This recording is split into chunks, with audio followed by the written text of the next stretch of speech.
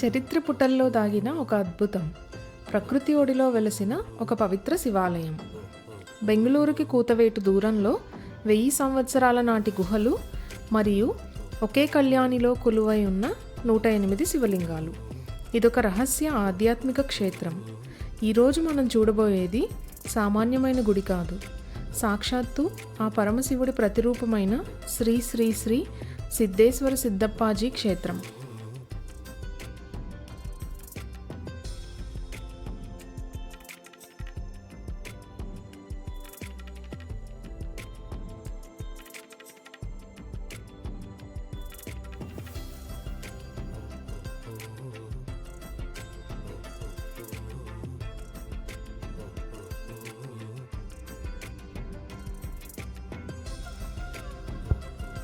నమస్కారం మిత్రులారా, మన ఛానల్కి స్వాగతం.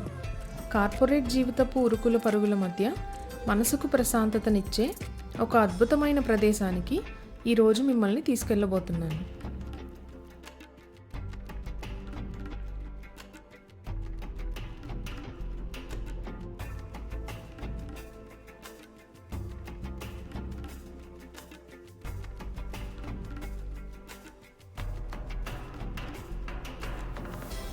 ముందుగా మీ అందరికీ ఒక చిన్న మనవి. మన ఛానల్కి మానిటైజేషన్ ఆన్ అయ్యాక యూట్యూబ్ ద్వారా వచ్చే ఆదాయంలో కొంత భాగాన్ని అభివృద్ధికి నోచుకొని ప్రాచీన చిన్న దేవాలయాల పునరుద్ధరణ కోసం విరాళంగా ఇద్దామని సంకల్పించాము. మన ఈ మంచి ప్రయత్నానికి మీ అందరి ఆశీస్సులు, సపోర్ట్ కావాలి. దయచేసి వీడియోని లైక్ చేసి ఛానల్ని సబ్స్క్రైబ్ చేసుకొని మన ఈ ఆధ్యాత్మిక ప్రయాణంలో మీరు కూడా భాగస్వాములు అవ్వండి.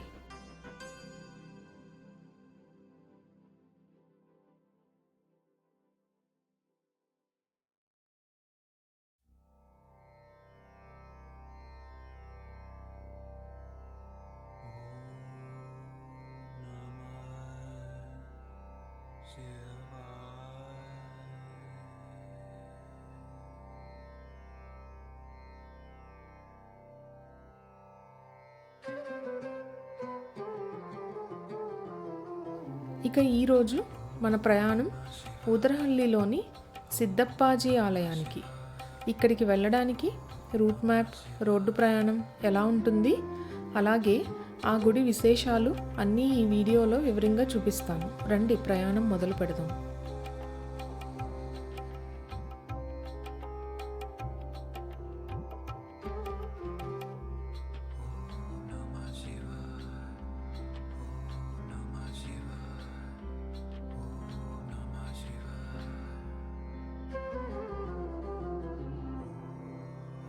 బెంగుళూరు నుండి సుమారు 80 కిలోమీటర్ల దూరం ఉంటుంది. కనకపుర రోడ్డు లేదా మైసూరు రోడ్డు మీదుగా వెళ్ళొచ్చు. రోడ్డు చాలా బాగుంటుంది. హైవే మీద డ్రైవింగ్ చేయడం చాలా ప్లెజెంట్గా ఉంటుంది. దారిలో ఇలా వేడివేడిగా తట్టి ఇడ్లీలు తిని ప్రయాణం కొనసాగిస్తే ఆ మజాయే వేరు. ఫ్యామిలీతో కలిసి వీకెండ్లో లాంగ్ డ్రైవ్ చేయడానికి ఇది పర్ఫెక్ట్ రూట్.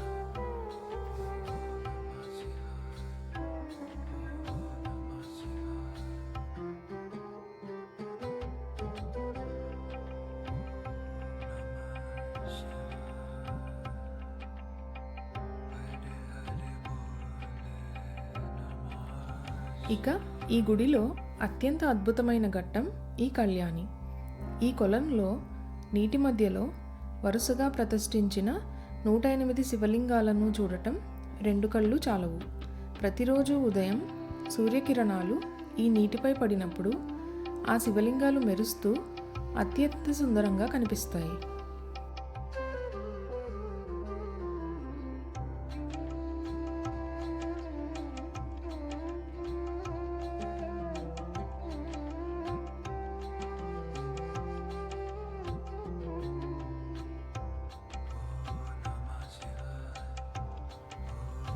హైవే నుండి ఊరిలోకి వచ్చాక ఆలయానికి చేరుకునే చివరి కొండ మార్గం కొంచెం నిటారుగా ఉంటుంది. కొత్తగా డ్రైవింగ్ నేర్చుకున్న వారికి కొండపైకి కారు నడపడం కొంచెం కష్టంగా అనిపించవచ్చు.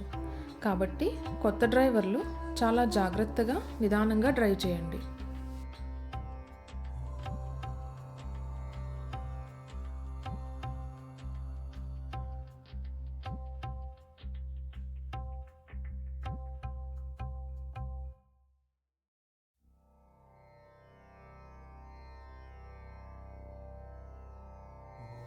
పైకి చేరుకున్నాక చూశారు కదా, చుట్టూ ఎత్తైన కొండలు, పచ్చని చెట్లు.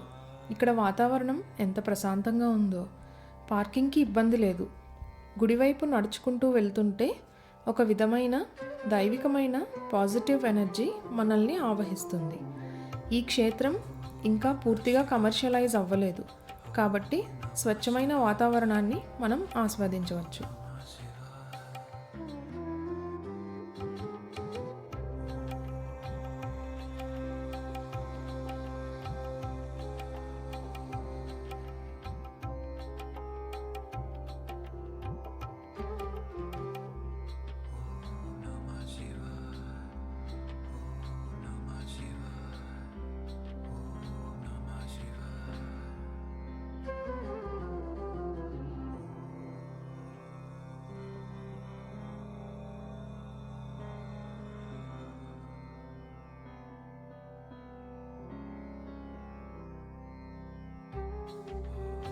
ఇప్పుడు మనం ఈ క్షేత్రపు అసలైన చరిత్ర తెలుసుకుందాం. ఈ గుహలు దాదాపు 1000 ఏళ్ల నాటివి.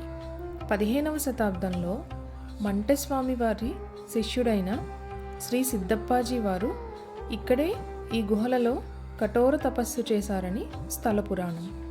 ఆ తపస్సుకు మెచ్చి పరమశివుడే ఆయనలో ఐక్యమయ్యాడని చెబుతారు. అందుకే ఈ దేవుడిని సిద్ధేశ్వర సిద్ధప్పాజీ అని పిలుస్తారు. ఈ గుహలోకి అడుగుపెట్టగానే ఆ పురాతన కాలపు ఆధ్యాత్మిక తరంగాలు మనకు స్పష్టంగా తెలుస్తాయి.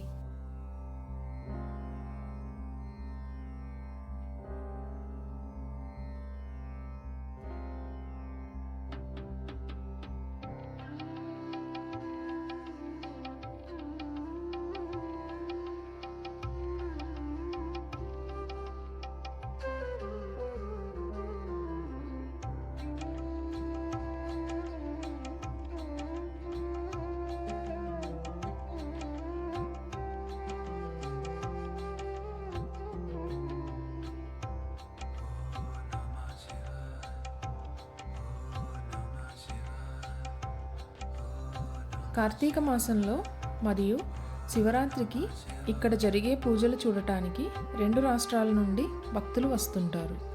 ఈ నీటిలో ఔషధ గుణాలు ఉన్నాయని, ఈ నీటిని నెత్తిన చల్లుకుంటే సర్వ పాపాలు పోతాయని భక్తుల నమ్మకం.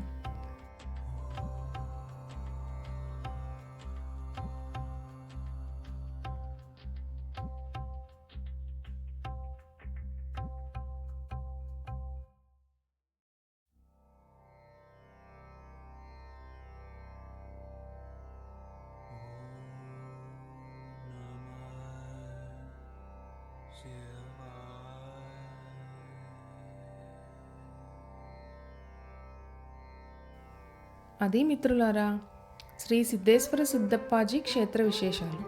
నిజంగా నాకైతే ఇక్కడ గడిపిన ఈ కొన్ని గంటలు ఎంతో ప్రశాంతతను ఇచ్చాయి. సిటీ ట్రాఫిక్, ఆఫీస్ టెన్షన్స్ అన్నీ మర్చిపోయి శివనామ స్మరణలో మునిగిపోయాను. వీలుంటే మీరు ఒకసారి ఈ క్షేత్రాన్ని దర్శించండి. ఈ వ్లాగ్ మీకు నచ్చిందని ఆశిస్తున్నాను. నేను ముందు చెప్పినట్లుగా చిన్న దేవాలయాల అభివృద్ధి కోసం మనం చేయబోయే ఈ మంచి పనికి మీరు తోడుగా నిలుస్తారని ఆశిస్తున్నాను. వీడియోకి లైక్ కొట్టడం మర్చిపోకండి. అలాగే మన ఛానల్ని సబ్స్క్రైబ్ చేసి ఎంకరేజ్ చేయండి. కింద కామెంట్స్లో ఓం నమః శివాయ అని రాయండి. మళ్ళీ ఇంకో అద్భుతమైన వీడియోతో కలుద్దాం. సెలవు.